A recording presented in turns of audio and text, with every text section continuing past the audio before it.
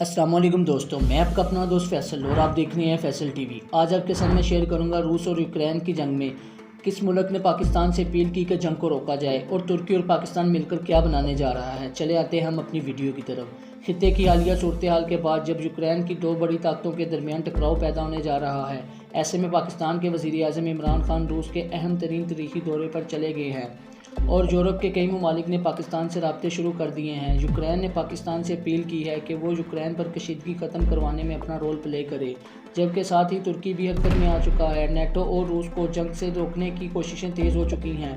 اس صورتحال میں پاکستان اور ترکی کے حوالے سے اہم ترین خبریں نکل کر آ رہی ہیں کہ ترکی اور پاکستان اب مشترکہ طور پر 5th جنریشن اسٹائل طیارے بنانے جا رہا ہے۔